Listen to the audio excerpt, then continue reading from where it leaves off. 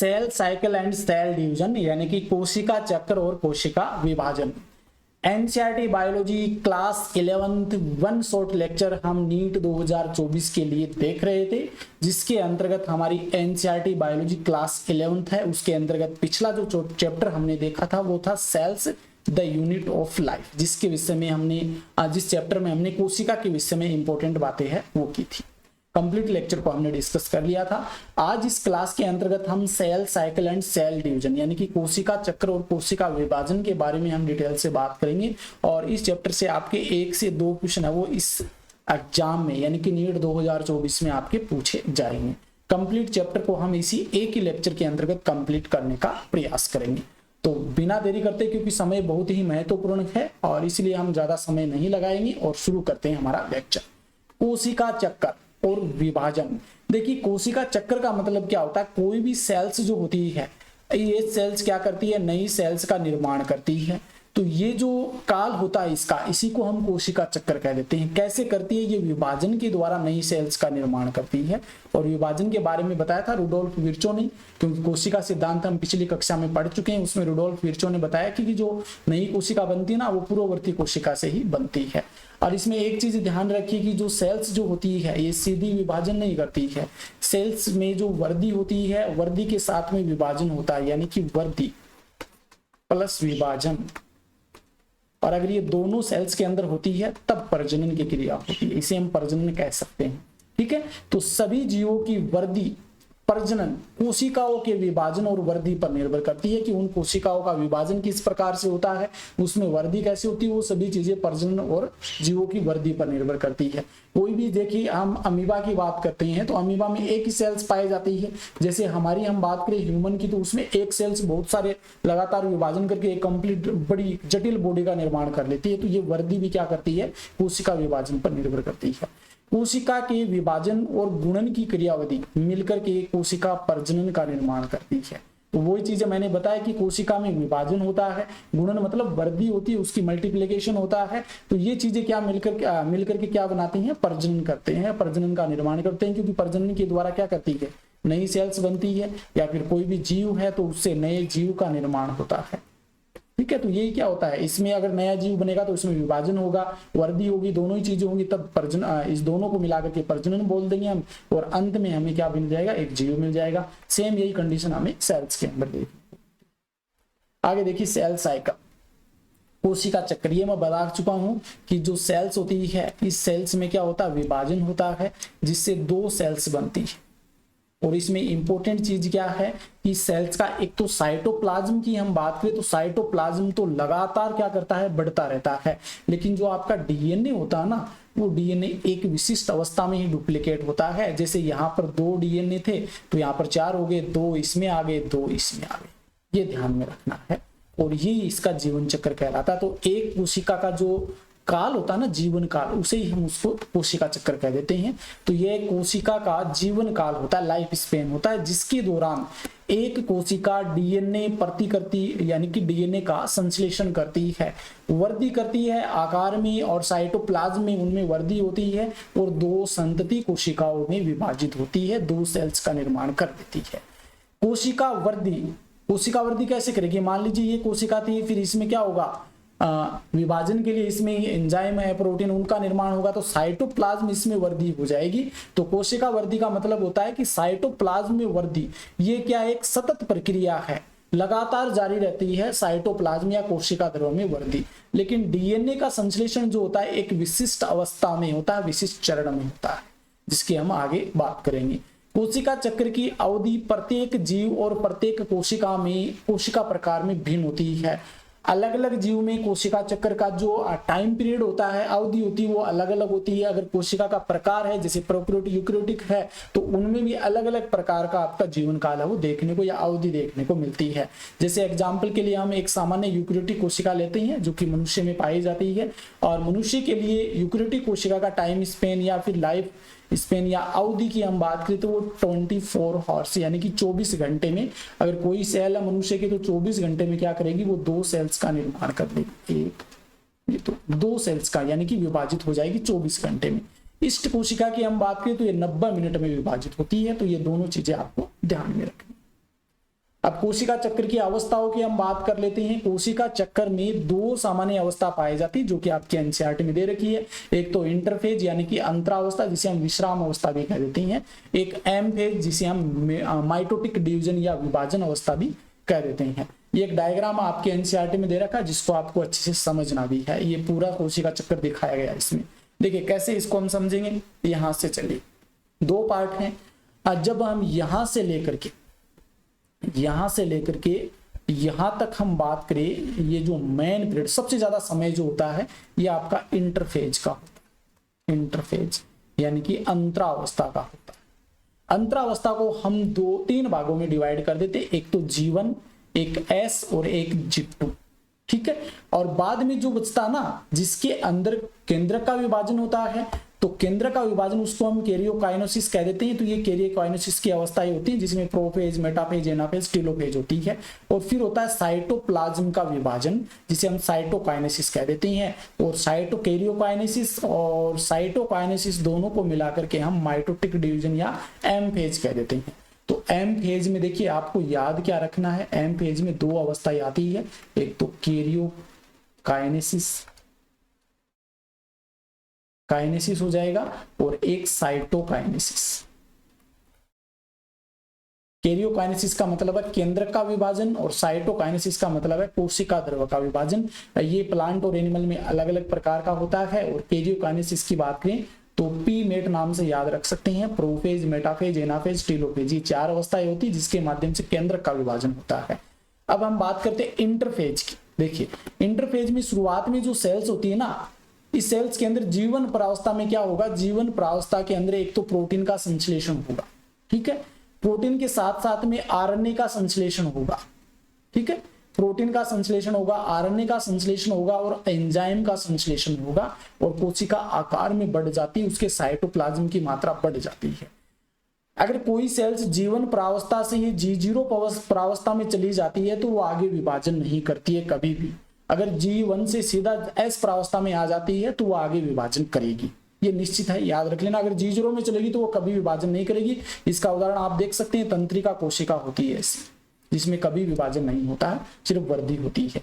S प्रावस्था में क्या होगा, यहाँ पर आपका डीएनए की प्रतिकृति होगी, डीएनए का संश्लेषण होगा। सबसे इंपॉर्टेंट फेज इसी को मानती हैं। डीएनए का डुप्लीकेशन होगा। अगर 2C आपका डीएनए है तो यहाँ पर 4C हो जाएगा, याद रख लेना, डीएनए की मात्रा डबल हो जाएगी।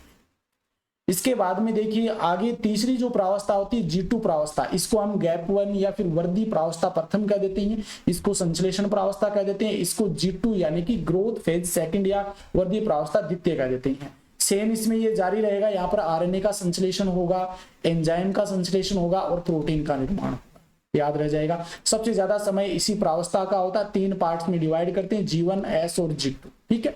इसके बाद में ये कैरियोकाइनेसिस की अवस्था आ जाती है जिसमें केंद्रक का विभाजन होता है। 4 अवस्थाएं होती है, प्रोफेज, मेटाफेज, एनाफेज, टेलोफेज। इसकी हम आगे डिटेल से बात कर लेंगे।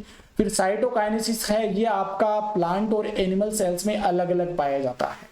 प्लांट सेल्स जो होती है, प्लांट सेल्स के अंदर आपका होता है कोशिका पट्ट के निर्माण के द्वारा, पट्ट विधि द्वारा। और एनिमल सेल्स में होता है आपका खांच विधि के द्वारा कोशिका द्रव्य का विभाजन होता है। और अंत में इस एक सेल से फिर 2 कोशिका का निर्माण हो जाता है। ये होती है आपकी कोशिका चक्र की अवस्थाएं, जिसको हम एक एक करके अब यहाँ पे डिटेल से बात करने वाले हैं। सबसे पहले हम बात करेंगे इंटरफेज यानी कि अंतरावस्था। यह 2 कर्मिक एम चरणों के बीच की अवस्था होती है, यानी कि ये माइटोटिक डिवीजन और ये पहला माइटोटिक डिवीजन या दूसरा माइटोटिक डिवीजन है। तो इसके बीच में जो अवस्था पाई जाती है विश्राम अवस्था जिसे हम कहते हैं, उसको इंटरफेज अवस्था कहते हैं। इसको प्रिपरेटरी या निर्माणकारी फेज भी कह देते हैं। इसमें कोशिका वृद्धि और डीएनए का संश्लेषण होता है। कोशिका है वो वृद्धि करती है, जिसके अंदर हमने बात की, देखिए G1 फेज में वृद्धि करती है क्योंकि इसमें क्या होता है, आरएनए, प्रोटीन और एंजाइम जो होते हैं इनका संश्लेषण होता है, ठीक है। जीवन के अगर वो G0 में चली जाती है तो उसको हम शांत अवस्था कह देते हैं, वो कभी भी विभाजन नहीं करती। बाद में ये हम बात कर चुके हैं पहले ही। जीवन से फिर S अवस्था में जाती है तो S में आपका डीएनए का संश्लेषण होता है। G2 में जाती है तो G2 में एक तो आपका आरएनए, प्रोटीन और एंजाइम, इन सभी का संश्लेषण होता है और साथ में ये माइटोटिक डिवीजन के लिए तैयार करती है। और फिर एम फेज आ जाती है जिसमें केंद्रक या कोशिका विभाजन। ये कोशिका चक्र की 95% से अधिक अवधि है तक रहता है, यानी कि 95%, 100% से हम बात करें तो 95% जो समय होता है वो इसी इंटरफेज का होता है। 3 चरण होते हैं इंटरफेज में, एक तो जीवन फेज यानी कि प्रथम वर्दी अवस्था, एस फेज यानी कि सिंथेटिक या संश्लेषण प्रावस्था, और G2 फेज जिसे गैप 2 कह देते हैं, द्वितीय वर्दी प्रावस्था कह देते हैं। तो इसको मैं समझा चुका हूं, अब एक एक करके हम यहाँ पे हम बात करते हैं। जीवन फेज, गैप 1 या एंटेफेज भी कह देते हैं इसे। पहली वर्दी प्रावस्था है माइटोसिस और डीएनए प्रतिकृति के बीच का चरण है। हमने जब चक्कर पढ़ा ना तो इसके अंदर हम बात करें तो ये आपका माइटोटिक है, ये जीवन है, ये एस है और ये G2 है, ठीक है, ये जीवन। तो यहाँ पर देखिए एस ये आपका डीएनए का जो प्रतिकृति होती है वो, और ये जीवन हो गया। तो एम और एस के बीच की अवस्था होती है, एम और एस के बीच की अवस्था होती है जीवन, ठीक है। ये यहाँ पे लिखा आपके एनसीईआरटी में लाइन लिखी गई है। क्या क्या होता है देखिए, कोशिका लगातार वृद्धि करती है, कोशिका उपापचय रूप से सक्रिय होती है। इस समय डीएनए प्रतिकृति के लिए मशीनरी तैयार किए जाती है, डीएनए की प्रतिकृति के लिए जो एंजाइम की आवश्यकता होती है उनका निर्माण किया जाता है। आरएनए प्रोटीन इनका संश्लेषण होता है इस अवस्था के अंदर। सबसे इंपॉर्टेंट लाइन ये है, तो ये याद रखें, ठीक है, जीवन प्रावस्था। इसके बाद में सेकंड आती है एस प्रावस्था या संश्लेषण प्रावस्था भी कह देते हैं। इसमें डीएनए का संश्लेषण होता है, प्रति कोशिका डीएनए की मात्रा दुगुनी हो जाती है, यानी कि 2C से 4C डीएनए हो जाता है, लेकिन गुणसूत्र की संख्या में वृद्धि नहीं होती। गुणसूत्र अगर 46 है तो आपके 46 ही गुणसूत्र रहेंगे इस अवस्था में, ठीक है, याद रख लें। जितने गुणसूत्र उतने रहेंगे, लेकिन सिर्फ डीएनए की मात्रा बढ़ जाती है। जंतु कोशिका में प्रतिकृति केंद्रक में शुरू होती है और सेंट्रियोल साइटोप्लाज्म में डुप्लीकेट होता है। याद रख लेना, इंपॉर्टेंट पॉइंट है, एनसीईआरटी में लिखा हुआ है कि केंद्रक में आपका डीएनए का प्रतिकृति होती है, रेप्लिकेशन होता है, लेकिन सेंट्रियोल का डुप्लीकेशन, देखिए सेंट्रियोल का जो विभाजन होता है वो साइटोप्लाज्म में होता है, फिर वो केंद्रक में आता है। जो तीसरी प्रावस्था आती है इंटरफेज की, वो G2 फेज यानी कि गैप, जिसे हम द्वितीय वर्दी प्रावस्था कह देते हैं। कोशिका में वृद्धि लगातार जारी रहती है, आरएनए प्रोटीन का संश्लेषण होता है इसमें, और कोशिका माइटोसिस के लिए तैयार हो जाती है इस समय। तो ये 3 प्रावस्थाएं इंटरफेज की। अब हम एम फेज की बात कर लेते हैं। देखिए कम से कम 2 या 3 बार रिपीट कर रहा हूं, जिससे आपको दोबारा से याद हो जाए, क्योंकि एक बार स्ट्रक्चर में समझा रहा हूं और एक बार थ्योरेटिकल में रिपीट कर रहा हूं। तो अब एम फेज आ गई, जिसे हम माइटोटिक फेज या समसूत्री प्रावस्था कह देते हैं। इसमें कोशिका जो विभाजित होकर के 2 सेल्स का निर्माण करती है, ठीक है, 2 पार्ट्स में डिवाइड करते हैं। मैंने बताया था, एक तो कैरियोकाइनेसिस, एक साइटोकाइनेसिस। कैरियोकाइनेसिस में केंद्र का विभाजन होता है, ठीक है, और साइटोकाइनेसिस में कोशिका का विभाजन होता है। तो वास्तविक कोशिका विभाजन इसे हम कह सकते हैं माइटोसिस को। मानव कोशिका चक्र में यह केवल 1 घंटे का होता है। अगर टोटल 5 घंटा माने तो 4 घंटे का आपका वो हो जाएगा, 1 घंटे का ये हो जाएगा। तो वैसे ही यहाँ पर देखिए 95% जो टाइम होता है वो आपकी अंतरावस्था होती है, 1 घंटे का ये माइटोटिक फेज होता है। एम चरण में कैरियोकाइनेसिस यानी कि केंद्र का विभाजन और साइटोकाइनेसिस यानी कि साइटोप्लाज्म का विभाजन होता है। याद रह जाएगा, ये चीज हम 2-3 बार रिपीट कर चुके हैं। कुछ कोशिकाओं में विभाजन नहीं होता, कुछ ऐसी कोशिकाएं जिनमें विभाजन नहीं होता है, तो उस प्रकार के रूप में एग्जाम्पल याद रख लेना। जो हार्ट की कोशिकाएं होती हैं, हृदय कोशिकाएं, उनमें विभाजन कभी भी नहीं होता। कई अन्य कोशिकाएं होती हैं जो क्षतिग्रस्त और मृत कोशिकाओं को प्रतिस्थापित करने के लिए कभी कभी विभाजित हो जाती है। जैसे हमें कोई चोट वगैरह लग जाती है तो वो घाव जो भरता है ना, उस स्थान पर वो केवल कभी कभी विभाजन करती है। घाव भर जाने के बाद थोड़ी विभाजन करती है, घाव को भरने के लिए विभाजन करती है। या फिर कोई सेल्स है वो डेड हो जाती है, प्लांट्स वगैरह की हम बात करें तो उनको भी रिप्लेस करने के लिए विभाजन होता है। जो कोशिकाएं विभाजित नहीं होती है वे जीवन चरण से बाहर निकल जाती है, यानी कि ग्रोथ अवस्था फर्स्ट जो होती है उससे बाहर निकल जाती है और एक निष्क्रिय अवस्था में प्रवेश कर जाती है, जिसे निष्क्रिय अवस्था या हम जिसे रेस्टिंग फेज या G0 अवस्था कह देते हैं। और ऐसी कोशिकाएं उपापचय रूप से तो सक्रिय होती है लेकिन कभी भी बढ़ती नहीं है, ये याद रख लेना, ये इंपॉर्टेंट है। और इसका एग्जांपल आप तंत्रिका कोशिका याद रख सकते हैं। हमारे अंदर जो तंत्रिका कोशिका होती है वो G0 अवस्था में ही चली जाती है। आगे हम बात करते हैं माइटोसिस, समसूत्री विभाजन, ठीक है। विभाजन देखिए 2 प्रकार का होता है, वैसे तो 3 होता है, लेकिन एनसीईआरटी की हमारी बात करें तो 2 ही प्रकार के, एक समसूत्री एक अर्धसूत्री। तो यहाँ पर तो एम फेज थी, एम फेज में जो होता है वो समसूत्री विभाजन होता है पहला, फिर अर्धसूत्री विभाजन की बात करेंगे। तो ये दैहिक यानी कि सोमेटिक कोशिकाएं हैं, उन कोशिकाओं में होने वाला कोशिका विभाजन है। जो जेनेटिक सेल्स होती हैं जिसमें गेमेट्स का निर्माण होता है, उन कोशिकाओं को छोड़ करके सभी कोशिकाओं में आपका समसूत्री विभाजन होता है। इसे इक्वेशनल या समकारी विभाजन कहते हैं। समकारी क्यों कहते हैं? जैसे ये कोई सेल है जिसमें 46 गुणसूत्र है और फिर 2 नई कोशिकाएं बनती हैं, तो इनमें भी आपको 46 क्रोमोसोम्स ही मिलेंगे। इस कारण मतलब समान रूप से क्रोमोसोम्स होते हैं, समकारी विभाजन कह देते हैं, क्योंकि जनक और संतान कोशिकाओं में गुणसूत्रों की संख्या है वो समान होती है। माइटोसिस आमतौर पर द्विगुणित कोशिकाओं में होता है। ये डबल डिप्लॉइड जो सेल्स होती है उसी में होता है और डिप्लॉइड सेल्स का ही फॉर्मेशन करता है। ठीक है। कुछ निचले पादपों और कुछ सामाजिक कीटों की अगुणित कोशिकाओं में भी होता है। अगुणित कोशिका जैसे जो मधुमक्खी होती है ना, जो ड्रोन वगैरह होते हैं, उनमें क्या होता है? समसूत्री विभाजन होता है, जो कि अगुणित कोशिकाओं में होता है। और कुछ जो लोअर प्लांट्स होते हैं उनमें ये अगुणित कोशिकाओं में देखने को मिलता है। इसमें सभी कोशिका घटकों का प्रमुख पुनर्गठन शामिल है। दोबारा से उनका गठन होता है कोशिका का। दोबारा से देखिए, इसमें न्यूक्लियर मेम्ब्रेन पहले विलुप्त होती है, दोबारा से बनती है। एंडोप्लाज्मिक रेटिकुलम दोबारा बनती है। माइटोकॉन्ड्रिया दोबारा बनती है। मतलब जितने भी घटक होते हैं वो दोबारा से बनते हैं। माइटोसिस के केंद्रक विभाजन यानी कि कैरियोकाइनेसिस में 4 चरण होते हैं। इंपॉर्टेंट देख ली, 2 प्रोसेस बताई थी मैंने इसके अंदर, एक तो कैरियोकाइनेसिस और एक साइटोकाइनेसिस। कैरियोकाइनेसिस में आपकी 4 प्रोसेस आती है, 4 चरण आते हैं। एक तो प्रोफेज जिसे हम पूर्वावस्था कह देते हैं, एक मेटाफेज, एक एनाफेज और एक टीलोफेज, जिसे हम पी मेट से याद रख सकते हैं। P mat, prophase, metaphase, anaphase, telophase, याद रह जाएगा, कोई दिक्कत नहीं। चलो ये एनसीईआरटी में आपका डायग्राम दे रखा है, एक बार हम अच्छे से इनको समझ लेते हैं। देखिए ये लेट प्रोफेज और अर्ली प्रोफेज है ना, इनको हम एक डायग्राम के द्वारा भी समझ सकते हैं। होता क्या है इनमें? देखिए जब हम प्रोफेज की बात करते हैं तो प्रोफेज में पहली प्रावस्था तो ये होती है कि जो क्रोमोसोम्स होते हैं, क्रोमोसोम्स, क्रोमेटिन बोल सकते हैं यहाँ पर। क्रोमेटिन जो होते हैं ये क्रोमेटिन संघनित होकर के, कुंडलित होते हैं, संघनित होकर के, कंडेंस होकर के क्या बना लेते हैं? गुणसूत्र बना लेते हैं। धागे जैसी संरचना होती है इस प्रकार से, और फिर ये ऐसे गुणसूत्र में बदल जाते हैं। ये देखिए लेट प्रोफेज में ऐसे और पहले ऐसे होते हैं, बहुत ज्यादा कुंडलित होते हैं, क्योंकि इसमें निर्जलीकरण जैसी क्रिया होती है जिससे कंडेंस हो जाते हैं। इसके बाद में अंत में जब लेट प्रोफेज की हम बात करें तो इसमें जो आपकी न्यूक्लियर मेम्ब्रेन होती है, केंद्र की आवरण, ये आपका विलुप्त हो जाता है। केंद्रिका है वो विलुप्त हो जाती है। और इसी अवस्था में हम बात करें तो आपका जो सेंट्रियोल होता है, सेंट्रियोल, वो भी विभाजन हो जाता है, उसका भी विभाजन हो जाता है। तो ये इंपॉर्टेंट पॉइंट है, 2-3 आपको याद रखने। जब हम मेटाफेज की हम बात करें तो मेटाफेज में क्या होता है? जो भी गुणसूत्र है ना वो आपके बीच में व्यवस्थित हो जाते हैं। ये देखिए मेटाफेज, इसमें जितने भी गुणसूत्र होते हैं ये बीच में जो इक्विलेटर होता है, मध्य रेखा, उसके ऊपर सभी आकर के व्यवस्थित हो जाते हैं।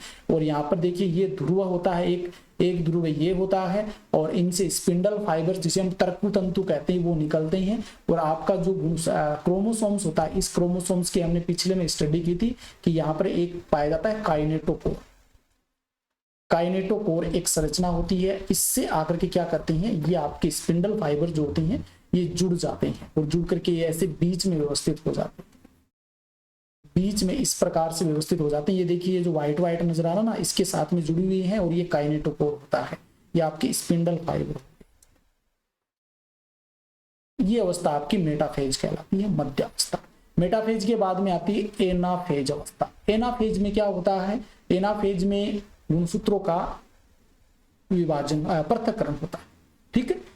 आधे गुणसूत्र जो आधे जो क्रोमोसोम्स होते हैं, गुणसूत्र होते हैं, ये आपके ऊपर इस ध्रुव की ओर चलने शुरू हो जाते हैं। और अंत जो अंतिम एनाफेज की जो अंत या लेट एनाफेज हम जिसे हम बोल सकते हैं, अंतिम एनाफेज, उसके अंदर ये आपके ध्रुव तक पहुंच जाते हैं।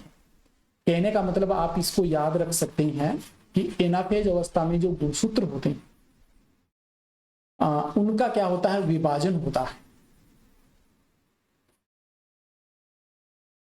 जिसके फलस्वरूप क्या होता है? आधे गुणसूत्र तो आपके एक ध्रुव पे पहुंच जाते हैं यहाँ पे, और आधे गुणसूत्र इस पे पहुंच जाते हैं। फिर टीलोफेज अवस्था आती है। टीलोफेज में क्या होता है? वापस से जो आपकी केंद्रक झिल्ली है, एंडोप्लाज्मिक रेटिकुलम है, ये जो अन्य कोशिकाएं हैं वो आपके बनने शुरू हो जाते हैं, वापस निकलने या प्रकट होने शुरू हो जाते हैं।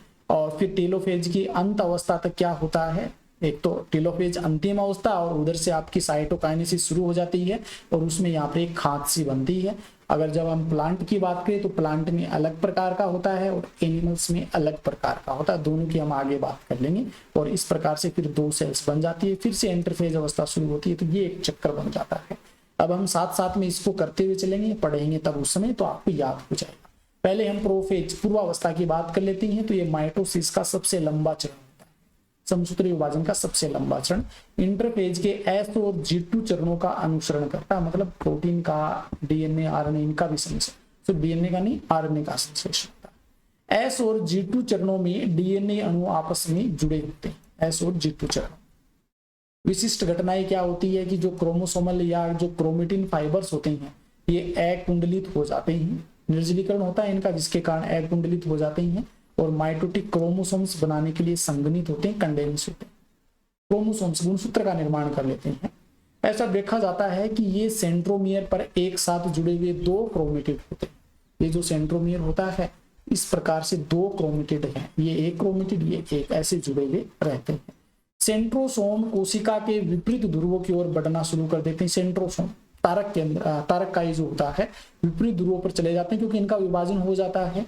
प्रत्येक सेंट्रोसोम सूक्ष्म नलिकाएं उत्सर्जित करता है। जो सूक्ष्म नलिकाएं बनती है ना, सेंट्रोसोम जो होता है, जैसे यहाँ पर हम बात करें ये सेंट्रोसोम है, इससे सूक्ष्म नलिकाएं निकलती है, इनको हम क्या कहते हैं, सभी सूक्ष्म नलिकाओं को मिलाकर के एस्टर कह देते हैं। ठीक है, सूक्ष्म नलिकाओं क्या कहा जाता है, एस्टर कहा जाता है। 2 एस्टर स्पिंडल फाइबर के साथ मिलकर माइटोटिक तंत्र बनाते हैं और ये जो निकलते हैं इनको हम तर्कु तंतु कह देते हैं। और यहाँ पर जो गुणसूत्र होते हैं ना, इस गुणसूत्र के बीच में आगे काइनेटोकोर के साथ में ये जुड़ जाएंगे, ये बीच में आपका काइनेटोकोर होता है, इसके साथ में आकर के जुड़ जाते हैं। ठीक है, ये नीचे की तरफ, ये इधर आपके स्पिंडल फाइबर का निर्माण करता है। याद रह जाएगा, कोई दिक्कत नहीं, इजी सा है, 2-3 पॉइंट याद रखने। प्रोफेज के अंत में कोशिकाएं Golgi complex, endoplasmic reticulum, nucleolus और केंद्र कावरण ये है क्या हो जाते हैं, विलुप्त हो जाते हैं, दिखाई नहीं देते हैं। देखिए ये आपकी प्रोफेज अवस्था है। ठीक, ये आपकी ये भी ये मेटाफेज अवस्था थोड़ी सी एनसीईआरटी में यही डायग्राम दे रखा है, सॉरी एनसीईआरटी में नहीं है, ये मैंने खुद से ऐड किया। ये मेटाफेज है, थोड़ा सा सही नहीं है, ये मैं आपको बना करके दिखा देंगे। ये एनाफेज है, ये टेलोफेज है और ये आपकी 2 सेल्स का। देखिए क्या होता है, आपकी जो प्रोफेज होती है इसमें तो जो गुणसूत्र होते हैं ना ये कंडेंस हो जाते हैं, इस प्रकार से बन जाते हैं, कंडेंस हो जाते हैं। जब हम मेटाफेज की बात करें तो यहाँ पर आपकी ध्रुव होते हैं जहां पर स्पिंडल फाइबर्स निकले रहते हैं, इससे भी स्पिंडल फाइबर निकलते हैं। यहाँ पर जो गुणसूत्र होते हैं ये बीच में व्यवस्थित हो जाते हैं, इक्विलेटर। डायग्राम थोड़ा सा अच्छा नहीं बना पर समझ लेना। देखिए ये ऐसे गुणसूत्र है, वो बीच में व्यवस्थित हो जाते हैं जिसे मेटाफेजिक प्लेट कह देते हैं। ठीक है, तीसरी अवस्था में क्या होता है, यहाँ पर ये जो सेल्स होती है, एक यहाँ पर आपका, 1 मिनट 2-3 बार बता दूंगा समझ में आ जाएगा। यहाँ पर आपका क्या है, ध्रुव है, यहाँ पर ध्रुव है। अब क्या होते हैं, ये जो जुड़े हुए थे ना ये इधर संकुचित होते हैं, जिससे गुणसूत्र है वो इनकी तरफ खींचते हुए चले जाते हैं। ठीक है, ये गुणसूत्र है ये आपके ध्रुव की ओर खींचते हुए चले जाते हैं, ऐसे इस साइड में ये ऐसे ध्रुव की ओर खींचते हुए चले जाते हैं। यहाँ पर क्या होते हैं, ध्रुव पे पहुंच जाते हैं टेलोफेज अवस्था में, और पहुंचते क्या होता है, केंद्रक झिल्ली बन जाती है। ये जो गोल्जी कॉम्प्लेक्स, रेटिकुलम, न्यूक्लियस ये वापस बन जाते हैं, फिर साइटोकाइनेसिस होता है, 2 सेल्स। मेटाफेज अवस्था में देखिए, जिसे हम मध्य अवस्था कह देते हैं, केंद्र का आवरण पूरी तरह से विघटित हो जाता है, इसलिए गुणसूत्र कोशिका के कोशिका द्रव्य में फैल जाते हैं। गुणसूत्र संघनन पूरा हो जाता है, सबसे इंपॉर्टेंट अवस्था है क्योंकि इसी के अंदर स्टडी की जा सकती है। इन्हें माइक्रोस्कोप के नीचे आसानी से देखा जा सकता है और अध्ययन के लिए सबसे इंपॉर्टेंट अवस्था यही होती है। इनमें 2 संतति क्रोमेटिड है वो दिखाई देते हैं आपको इस प्रकार से गुणसूत्र मध्य रेखा पर व्यवस्थित होते हैं। मेटाफेज पर गुणसूत्रों के संरेखण के तल को मेटाफेजिक प्लेट कहा जाता है। अगर बीच में आपकी गुणसूत्र व्यवस्थित है ना तो इसको मेटाफेजिक प्लेट कह देते हैं। दोनों ध्रुवों से स्पिंडल फाइबर सेंट्रोमियर में उनके काइनेटोकोर्स के द्वारा क्रोमेटिड से जुड़े हुए होते हैं। ये हम बात कर चुके हैं। एनाफेज की बात कर लेते हैं। यह समसूत्री विभाजन का सबसे छोटा चरण होता है। प्रत्येक गुणसूत्र सेंट्रोमियर अनुदैर्ध्य रूप से विभाजित हो जाते हैं। जो जैसे यहाँ पर जो गुणसूत्र होते हैं ना, इस प्रकार से जुड़े हुए होते हैं, तो ये बीच में जो सेंट्रोमियर है ये विभाजित हो जाता है। ये गुणसूत्र आपके इधर चले जाते हैं और आधे गुणसूत्र आपके इधर चले जाते हैं। ठीक है, यहाँ पर विभाजन होता है। याद रख लेना, एनाफेज अर्धसूत्री विभाजन पढ़ेंगे ना, तो वहां पर एनाफेज फर्स्ट में पृथक्करण होता है, यहाँ पे विभाजन होता है, जिसके परिणाम स्वरूप दो संतति क्रोमेटिड भविष्य की संतति केंद्रक के लिए गुणसूत्र जो होते हैं, तो दो संतति क्रोमेटिड का निर्माण हो जाता है या संतति गुणसूत्रों का फॉर्मेशन हो जाता है। जैसे स्पिंडल फाइबर सिकुड़ते हैं, क्रोमेटिड जो होते हैं ये भूमध्य रेखा से विपरीत ध्रुवों की ओर जाने लग जाते हैं। तो ये एनाफेज अवस्था है और एनाफेज के अंत तक क्या करते हैं, भूमध्य रेखा पर ध्रुवों पर पहुंच जाते हैं, क्रोमेटिड होते हैं या गुणसूत्र होते हैं। टेलोफेज अवस्था की हम बात करें तो क्रोमोसोम विपरीत ध्रुवों पर एकत्रित होते हैं, क्रोमेटिन फाइबर्स में बदल जाते हैं। देखिए पहले प्रावस्था का ये प्रोफेज प्रावस्था जो है इसका उल्टा होता है टेलोफेज में। इसमें संघनित होकर गुणसूत्र क्या करते हैं, संघनित हो जाते हैं। इसमें संघनित नहीं होते, आपकी कुंडली होकर के लंबे लंबे क्या होते हैं, धागों में बदल जाते हैं, क्रोमेटिन में बदल जाते हैं। क्रोमोसोम क्रोमेटिन में बदल जाते हैं और प्रोफेज में क्रोमेटिन क्रोमोसोम्स में बदल जाते हैं। इसका उल्टा होता है प्रोफेज का। प्रत्येक ध्रुव पर गुणसूत्र समूह के चारों ओर केंद्रक आवरण विकसित कर लेते हैं और इस प्रकार दो संतति केंद्रक बन जाते हैं।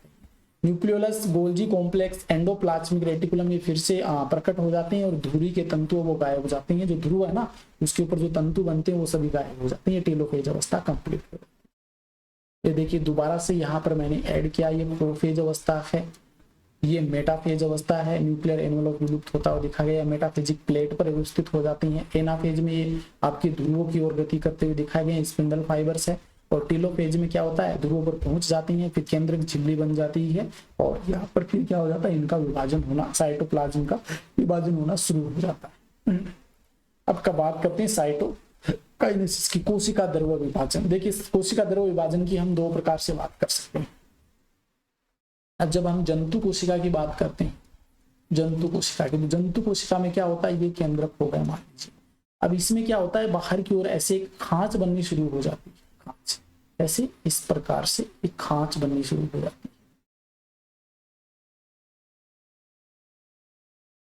ठीक है, ये पहले थोड़ा सा बनाना ये, और ये फिर आगे बढ़ जाता है और फिर क्या होता है, कंप्लीटली आपकी क्या हो जाती है, दो सेल्स का फॉर्मेशन, ये कंप्लीट मिल जाता है और दो सेल्स बन जाती है। ठीक है, तो ये जो होती है ये खांच विधि होती है, जिसके द्वारा आपकी खांच विधि प्लांट एनिमल्स के अंदर क्या होता है, कोशिका द्रव्य का विभाजन होता है। तो बीच में आपकी क्या हो जाएगी, ये हमेशा आपके परिधि से केंद्र की ओर क्या होती है, खांच बढ़ती है। तो इस प्रकार का जो कोशिका द्रव्य का विभाजन होता है इसे अभिकेंद्री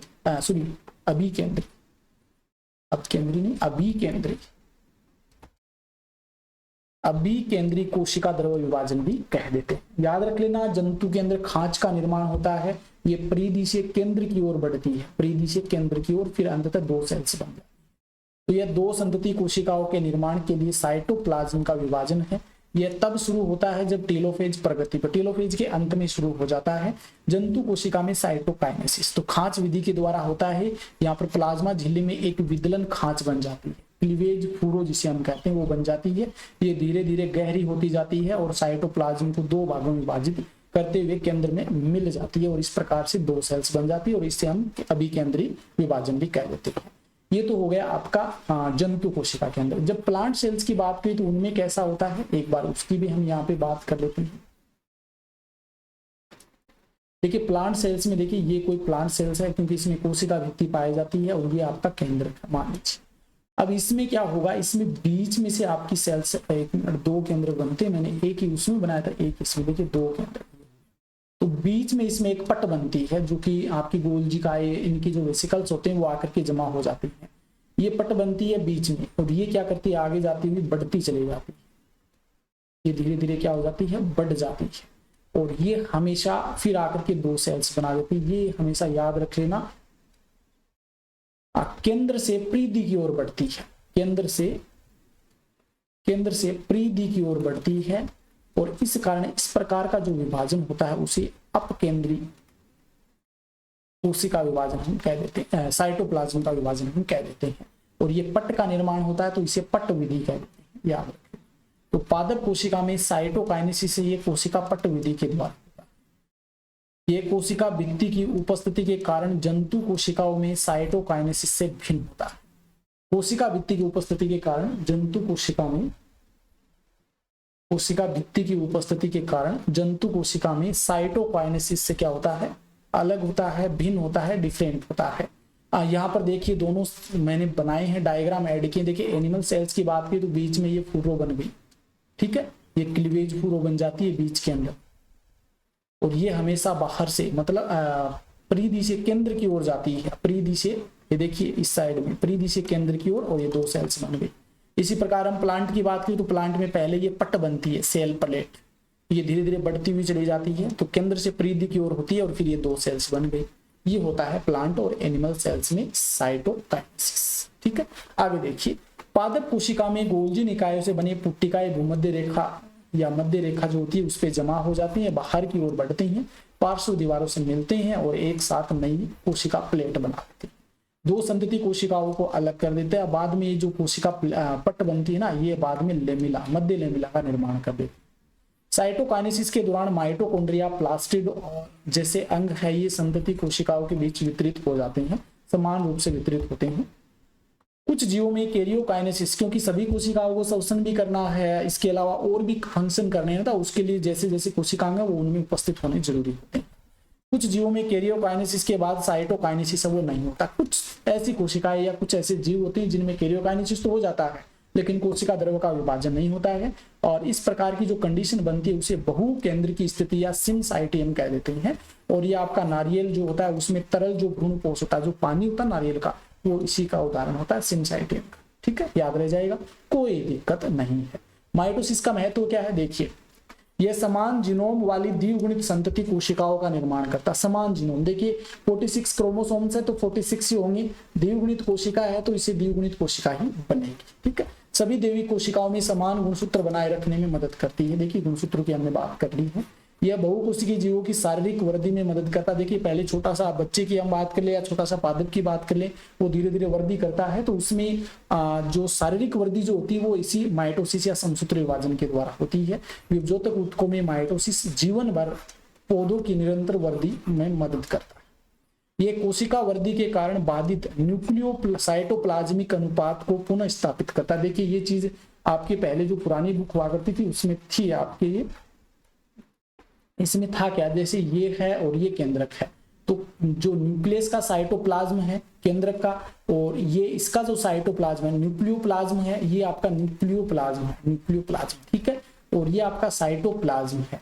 इसकी मात्रा अगर बढ़ जाए तो क्या होगा, एक असंतुलन पैदा हो जाएगा, या फिर इसकी मात्रा बढ़ जाए तो भी असंतुलन पैदा होगा। ये दोनों की मात्रा समान रूप से बननी जरूरी होती है, तो इसको बनाए रखने के लिए क्या होता है, विभाजन होता है।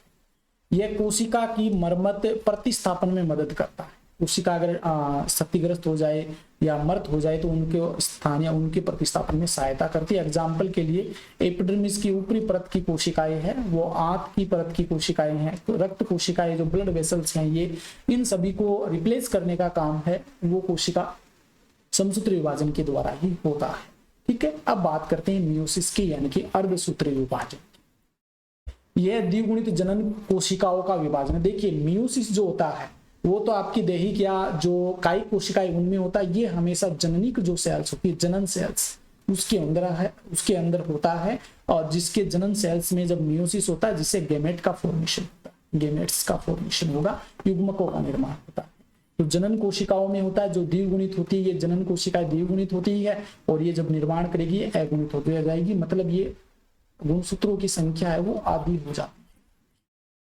तो जो अगुणित पुत्री कोशिकाओं को आधा बना करके गुणसूत्र संख्या को कम कर देता है। जैसे हम यहाँ पर ये कोई सेल्स है, इससे 2 सेल्स बनती है, हम एग्जाम्पल के लिए, तो ये इसमें गुणसूत्र मान लीजिए 46 है, तो आगे आने वाली जो कोशिका बनेगी उसमें 23 होंगे, मतलब गुणसूत्र की संख्या आधी हो जाएगी। ये युग्मक जनन के दौरान होता है। गेमेटिस जेनेसिस जो होता है उस समय होता है। जैसे हम एग्जाम्पल मनुष्य की बात करें तो फीमेल के अंदर गेमेटोजेनेसिस ओवेरी में होता है, जिसके अंदर ओवम का जब निर्माण होता है, ओवम उसके अंदर गुणसूत्र की संख्या 23 होती है। जैसे हम मेल की बात करें तो मेल में जो शुक्राणु होता है स्पर्म, तो स्पर्म में भी गुणसूत्र की संख्या 23 होती है। यह लैंगिक जनन करने वाले जीवों के जीवन चक्र में अगुणित चरण की ओर ले जाता है। निषेचन द्विगुणित चरण को पुनर्स्थापित करता है। कैसे? जब यहाँ पर ये गेमेट बन गए, देखिए ओवम बन गया, ओवम बन गया, ओवम, ठीक है, यहाँ पर स्पर्म बन गया। स्पर्म भी क्या होता है? द्विगुणित अगुणित होता है, और ओवम भी आपका अगुणित होता है। जब ये दोनों मिलते हैं तो उस क्रिया को हम फर्टिलाइजेशन कह देते हैं, निषेचन कह देते हैं, और यहाँ पर जो संरचना बनती है उसको हम जायगोट कह देते हैं, ठीक है। और जायगोट जब बनता है तो ये अगुणित संरचना, ये अगुणित दोनों मिलकर के द्विगुणित संरचना बना देते हैं, और ये जो जायगोट आगे जाकर के कंप्लीट बॉडी का निर्माण करता है। तो ये साइकिल सा चलता है। अर्धसूत्री विभाजन की प्रमुख विशेषताएं क्या होती हैं? तो इसमें 2 चक्र होते हैं, अर्धसूत्री विभाजन फर्स्ट और अर्धसूत्री विभाजन सेकंड। लेकिन डीएनए की प्रतिकृति का केवल 1 चक्र होता है, यानी कि याद रख लेना यहाँ पर अर्धसूत्री विभाजन 2 प्रकार का होता है, फर्स्ट और सेकंड। लेकिन डीएनए का जब हम बात करें मात्रा, डीएनए जो होता है इसकी मात्रा या इसमें रेप्लिकेशन या डीएनए का संश्लेषण केवल अर्धसूत्री विभाजन फर्स्ट में ही होता है, केवल एक अवस्था में होता है डीएनए का संश्लेषण। इसमें समजात गुणसूत्र जो होमोलोगस क्रोमोसोम्स है उनमें युग्मन होता है, समजात गुणसूत्रों में युग्मन होता है, और उनकी जो नॉन सिस्टर क्रोमेटिड्स होती हैं उनके बीच पुनर्संयोजन होता है। नॉन सिस्टर क्रोमेटिड्स के अंदर पुनर्संयोजन, रिकॉम्बिनेशन होता है, और इनमें युग्मन होता है समजात गुणसूत्रों के अंदर। अर्धसूत्री विभाजन फर्स्ट ऐसे चरण में आइडेंटिकल सिस्टर क्रोमेटिड बनाने के लिए माता पिता के गुणसूत्रों की प्रतिकृति के बाद शुरू होती है। देखिए इंपॉर्टेंट बात है ये कि अर्धसूत्री विभाजन फर्स्ट की बात करें तो उसमें जो एस चरण होता है उसमें जो क्रोमेटिड्स होते हैं उन क्रोमेटिड्स के अंदर जो आइडेंटिकल सिस्टर क्रोमेटिड्स हैं उनका निर्माण करने के लिए जो गुणसूत्र होते हैं उनमें रेप्लिकेशन जो होता है वो बाद में शुरू होता है। अर्धसूत्री विभाजन सेकंड के अंत में 4 अगुणित कोशिकाएं बनती है। देखिए हमने समसूत्री विभाजन पढ़ा था तो उसमें 1 से 2 ही सेल्स बनी थी, ठीक है। लेकिन अर्धसूत्री विभाजन अगर फर्स्ट और सेकंड मतलब कंप्लीट हो जाए तो 1 सेल से आपको 4 सेल्स का निर्माण होता है। यहाँ पर तो क्वेश्चन कई बार पूछे गए हैं, स्पर्म के संबंधित पूछ सकता है, आपके ओवम से संबंधित पूछ सकता है कि एक आपकी स्पर्म की जो सेल्स होती है जिसे हम स्पर्मेटोगोनिया कहते हैं उसमें अगर अर्धसूत्री विभाजन होता है तो कितनी सेल्स का निर्माण होगा। 40 स्पर्मेटोगोनिया है तो 40 स्पर्मेटोगोनिया से कितने स्पर्म का फॉर्मेशन होगा। तो इस प्रकार के क्वेश्चन भी आपके बन सकते हैं, पूछे जा सकते हैं। तो हम जब मियोसिस फर्स्ट और सेकंड पढ़ते हैं तो इसमें कौन कौन सी अवस्थाएं आती है। देखिए प्रोफेज, मियोसिस फर्स्ट की बात करें तो प्रोफेज फर्स्ट, तो मेटाफेज फर्स्ट, एनाफेज फर्स्ट और टेलोफेज फर्स्ट। इसी प्रकार मियोसिस सेकंड के अंदर prophase second, metaphase second, anaphase second, telophase second. यहाँ पर जो प्रोफेज फर्स्ट होती है ये थोड़ी टिपिकल अवस्था होती है क्योंकि उसमें 4 अवस्थाएं और पाई जाती है, ठीक है। 4 अवस्थाएं कौन कौन सी होती है अभी हम आगे इसकी बात कर लेते हैं। मियोसिस फर्स्ट की बात करते हैं, अर्धसूत्री विभाजन प्रथम, जिसमें पहली अवस्था होती है प्रोफेज फर्स्ट यानी कि पूर्वावस्था प्रथम। गुणसूत्र के व्यवहार के आधार पर 5 चरण होते हैं इसके अंदर। एक तो लेप्टोटिन, जाइगोटिन, पैकिटिन, डिप्लोटिन और डाइकाइनेसिस, ये 5 अवस्थाएं होती है। Leptotene, zygotene, pachytene, diplotene, diakinesis. Leptotene की हम बात करें तो इसमें गुणसूत्र होते हैं जैसे गुलदस्ते होते हैं ना, फूल आपने देखे होंगे, उसी प्रकार से यहाँ पर व्यवस्थित हो जाते हैं और यहाँ पर गुणसूत्र संघनित हो जाते हैं, संघनित कंडेंस हो जाते हैं, निर्जलीकरण होता है गुणसूत्रों का, ठीक है। फिर जाइगोटिन जो अवस्था आती है इसमें सिनेप्टेनिमल कॉम्प्लेक्स का फॉर्मेशन होता है, मतलब जो आपके समजात गुणसूत्र होते हैं वो आकर के आपस में जोड़े बना लेते हैं। नॉन सिस्टर क्रोमेटिड्स होते हैं वो आकर के आपस में जोड़े बना लेते हैं, और ये जो जोड़ा होता है सिनेप्सिस की क्रिया होती है, इसमें 2 गुणसूत्र आपस में क्या होते हैं, जोइंट बना लेते हैं, और इसको हम सिनेप्टेनिमल कॉम्प्लेक्स कहते हैं, ठीक है। इसके बाद में आती है पैकिटिन अवस्था। पैकिटिन देखिए याद रख लेना, जाइगोटिन में क्या होता है, सिनेप्स का फॉर्मेशन होता है। ये कोड शब्द हैं जो आपको याद रख लेने, सिनेप्स। क्वेश्चन बन सकता है सिनेप्स किस अवस्था में, जाइगोटिन, युग्म अवस्था बोलते हैं हिंदी में। पैकिटिन अवस्था में क्या होता है, पैकिटिन अवस्था में आपका क्रॉसिंग ओवर होता है, जीन विनिमय होता है, जीन विनिमय होगा। जीन विनिमय कैसा होगा, जो आपके नॉन सिस्टर क्रोमेटिड्स होते हैं उनमें गुणसूत्रों का आदान प्रदान होता है, ठीक है। और यहाँ पर डायड बनता है, यहाँ पर टेट्राड बन जाता है। पैकिटिन अवस्था में जीन विनिमय की क्रिया होती है। डिप्लोटिन, आगे जो डी हम बात करें या 4th नंबर पे बात करें तो डिप्लोटिन में क्या होता है, काइज मेटा का निर्माण होता है। काइज मेटा या काइज मेटा का निर्माण होता है। ये काइज मेटा क्या होता है, जैसे ये 2 गुणसूत्र है ना, यहाँ पे गुणसूत्र है, ये गुणसूत्र ये है, ठीक है। ये जो गुणसूत्र यहाँ पर जो टच हो रहा है ना, ये जो एक्स आकार की संरचना बनती है इसको हम काइज मेटा कहते हैं, ठीक है। ये जो अक्ष आकार की संरचना बनती है यहाँ पर, इसको काइजमेटा कह देते हैं। तो ये आपको डिप्लोटिन में दिखाई देता है। फिर डाइकाइनेसिस अवस्था में क्या होता है, यहाँ पर आपके जो साइड सेंट्रियोल्स होते हैं वो विभाजित हो जाते हैं, सेंट्रोसोम विभाजित होकर के सेंट्रियोल्स बना लेते हैं, देख सकते हैं तर्कु तंतुओं का निर्माण शुरू हो जाता है।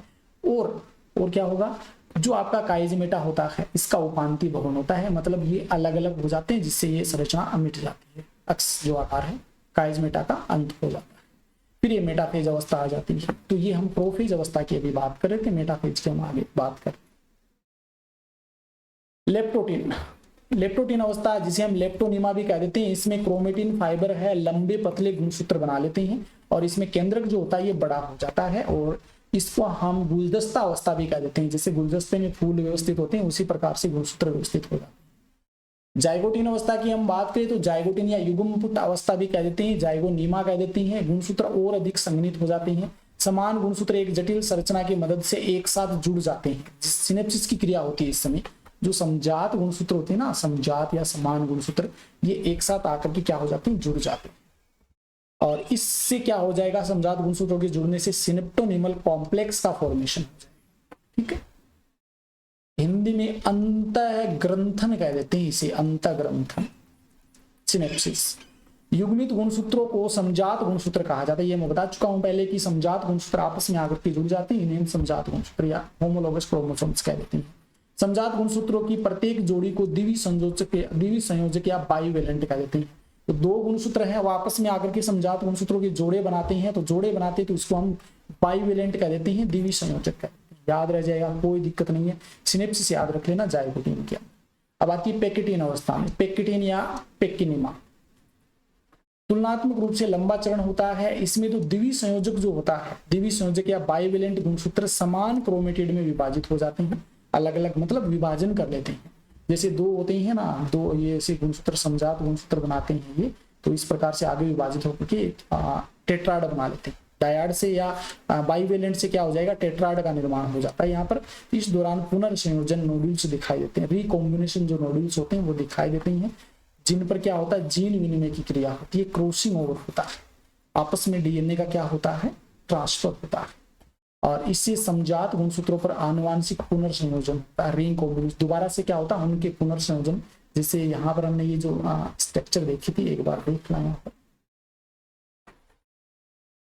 ये अवस्था देखिए, यहाँ पर देख सकते हैं ये समजात गुणसूत्र हैं और समजात गुणसूत्रों के अंदर यहाँ पर ये अलग अलग होते हैं। तो इसका डीएनए इसके पास चला जाता है, रेड वाले का डीएनए ब्लू वाले के पास चला जाता है। तो यहाँ पर जो होता है, जहां पर ये टेट्राड बनता है ना, रिकॉम्बिनेशन होता है, आनुवांशिक या जेनेटिक रिकॉम्बिनेशन होता है, तो वहां पर जीन विनिमय की क्रिया होती है, दोबारा से नए संयोग बनते हैं जीन के।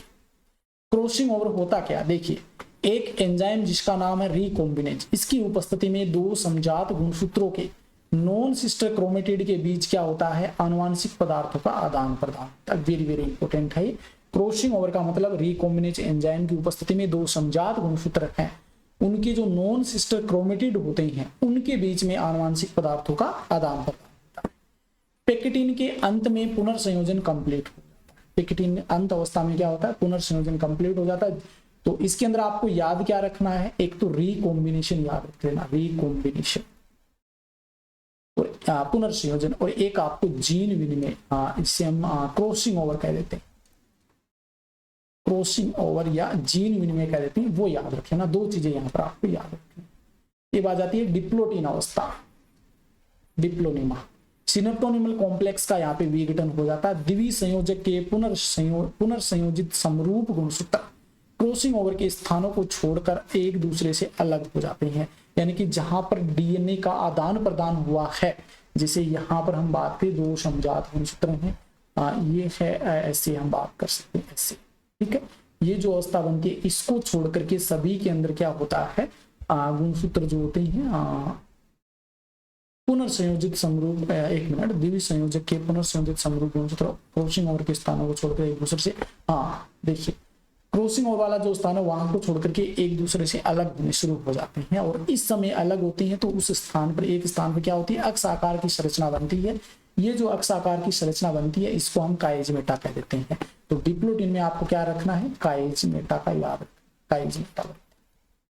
कुछ कशेरुकों में उस साइट में डिप्लोटिन है वो महीनों से वर्षों तक रह सकती है। ये भी इंपॉर्टेंट लाइन है, डिप्लोटिन अवस्था है कुछ कशेरुकियों के अंदर महीनों से वर्षों तक रह सकती है। डाइकाइनेसिस उपांति भवन, इसमें काइजमेटा का अंत हो जाता है, क्रोमोसोम पूरी तरह संघनित हो जाते हैं, अर्धसूत्रीय विभाजन ध्रुवों से उत्पन्न होकर संजातीय गुणसूत्रों के अलग करने के लिए तैयार हो जाते हैं। ध्रुवों के ऊपर क्या हो जाते हैं, सेंट्रियोल्स पहुंच जाते हैं, वो तर्कुतंतुओं का निर्माण कर देते हैं और वो तर्कुतंतु आकर के गुणसूत्र से जुड़ जाते हैं।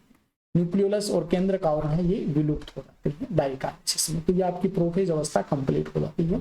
अब आती है मेटाफेज अवस्था। मेटाफेज फर्स्ट, मध्य अवस्था प्रथम, इसमें स्पिंडल या तर्कुतंतुओं का निर्माण कंप्लीट हो जाता है। गुणसूत्र जो होते हैं मध्य रेखीय प्लेट के ऊपर, मैंने बताया था भी आपको इस प्रकार से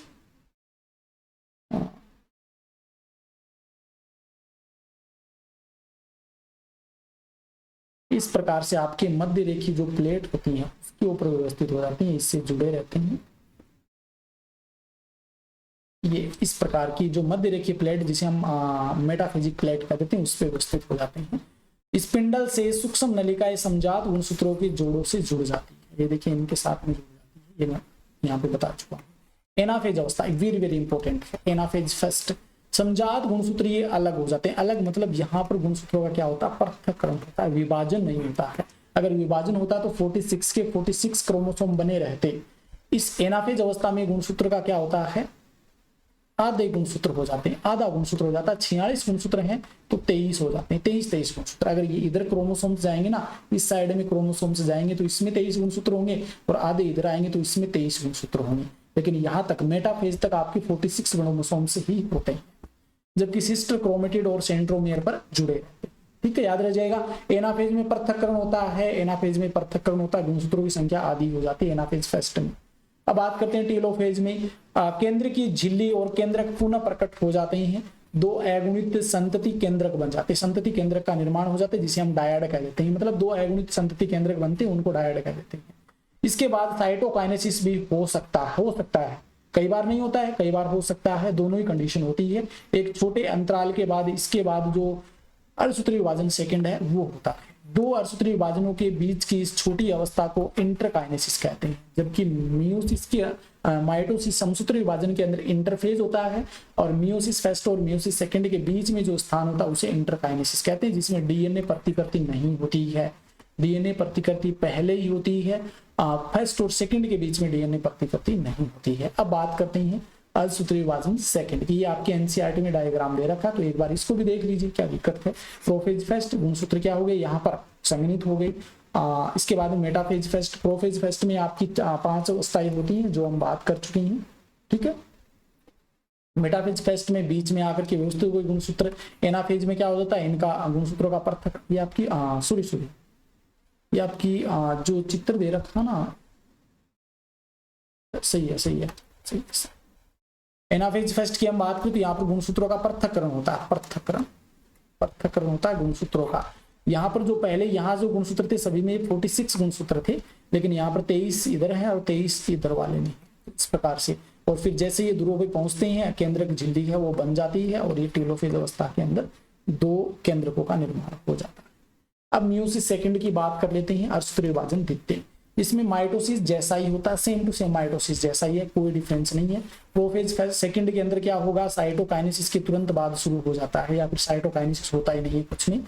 गुणसूत्र फिर से संघनित हो जाते हैं, दोनों केंद्रकों में न्यूक्लियस और केंद्रक झिल्ली गायब हो जाती है। मेटाफेज सेकंड आती है तो इसमें गुणसूत्र मध्य रेखा पर व्यवस्थित होते हैं, दूरी के विपरीत ध्रुवों में सूक्ष्म नलिकाएं सिस्टर क्रोमेटिड्स के काइनेटोकोर से जुड़ जाते हैं। और फिर ये एनाफेज अवस्था जो आती है, उस एनाफेज अवस्था में क्या होती है, ध्रुवों की ओर खींचते हुए चले जाते हैं, देख सकते हैं इसमें।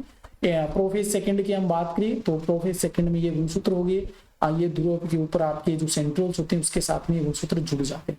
फिर मेटाफेज सेकंड की हम बात करें तो मध्यवर्ती प्लेट पे व्यवस्थित होती हैं। एनाफेज में ये ध्रुवों की ओर चले जाते हैं, यहाँ पर विभाजन होता है, यहाँ पर पृथक्करण नहीं होता, याद रख लेना। एनाफेज सेकंड के अंदर ये गुणसूत्र आपके ध्रुवों पर चले जाते हैं, पहुंचते यहाँ पर आपकी न्यूक्लियर मेम्ब्रेन बन जाती है टेलोफेज अवस्था में। और फिर क्या होता है, ये 2 साथ में चलते हैं क्योंकि 2 सेल्स बनती है ना, एक सेल से 2 सेल्स बनी है। मियोसिस फर्स्ट के होने से क्या होगी, 2 सेल्स बनती है, इन दोनों सेल्स में साथ साथ मियोसिस सेकंड होता है और इस प्रकार से एक सेल से आपकी 4 सेल से इनका निर्माण हो जाता है, जिसमें गुणसूत्रों की संख्या आदि होती है। एनाफेज सेकंड की हम बात करते हैं तो इसकी शुरुआत प्रत्येक गुणसूत्र के सेंट्रोमेयर के साथ विभाजन से होती है, जो सिस्टर क्रोमेटिड के साथ एक साथ रखता है। इस प्रकार के काइनेटोकोर से जुड़े सूक्ष्म नलिकाएं को छोटा करके कोशिका के विपरीत ध्रुवों की ओर बढ़ने लग जाते हैं और एनाफेज अंत तक विपरीत ध्रुवों पर पहुंच जाते हैं। टेलोफेज में क्या होता है कि गुणसूत्र के 2 समूह एक बार फिर एक केंद्रक आवरण से गिर जाते हैं। साइटोकाइनेसिस के बाद कोशिकाओं के टेट्राड यानी कि 4 अगुणित पुत्री कोशिकाओं का निर्माण हो जाता है। तो मियोसिस से एक सेल से कितनी सेल्स बन गई? 4 सेल्स बन जाती है। ये द्विगुणित सेल थी, लेकिन जो बनने वाली कोशिका है ये अगुणित होती है। याद रह जाएगा, कोई दिक्कत नहीं है, ठीक है। और वो चीज आपको याद रख लेनी है, प्लांट सेल्स में खांच विधि, प्लांट सेल्स के अंदर पट विधि के द्वारा और एनिमल सेल्स में खांच विधि के द्वारा। अब अर्धसूत्र विभाजन का महत्व क्या है? सबसे इंपॉर्टेंट यही है कि जो जीव है उनमें गुणसूत्रों की संख्या को सुरक्षित यही रखता है। तो प्रत्येक प्रजाति में गुणसूत्रों की संख्या को सुरक्षित रखता है। 46 क्रोमोसोम्स हैं तो 46 ही बनाए रखता है। अगर इसी प्रकार से अगर गुणसूत्रों की संख्या समान नहीं होती ना, अगर 23 नहीं होते युग्मकों के अंदर 23 गुणसूत्र नहीं होते, अगर 46 होते तो गुणसूत्रों की संख्या लगातार बढ़ती हुई चली जाती। तो ये इसके लिए इंपॉर्टेंट है कि उसमें गुणसूत्रों को बनाए रखता है। जीवों की आबादी में आनुवांशिक भिन्नता जो कि क्रॉसिंग ओवर के कारण और रिकॉम्बिनेशन के कारण आती है, तो उसको भी बनाए रखता है, जिसके कारण आगे विकास होने की संभावना या विकास के लिए सबसे महत्वपूर्ण होता है। तो इस प्रकार से हमने ये कंप्लीट चैप्टर डिस्कस कर लिया है, cell cycle and cell division. पूरा चैप्टर हमने अच्छे से देख लिया है। ये आपका 1 शॉट लेक्चर है, तो इस कारण मैं देखिए थोड़ा जल्दी आपको इसलिए पढ़ा रहा हूँ कि 1 शॉट लेक्चर में हमें जल्दी ही करना पड़ता है, क्योंकि अगर धीरे धीरे चले तो आपकी 2 घंटे की क्लास हो जाएगी, जो कि अभी 2 घंटे इस चैप्टर में देने की आवश्यकता नहीं है। तो आज के लिए इतना ही। अगर ये क्लास अच्छी लगी है तो कमेंट करके जरूर बताना। अच्छी लगी है तो इस चैनल को सब्सक्राइब कर लीजिए, क्योंकि आने वाले समय में और भी क्लासेज आपको मिलने वाली है। वीडियो को अधिक से अधिक शेयर कीजिए। धन्यवाद, थैंक यू।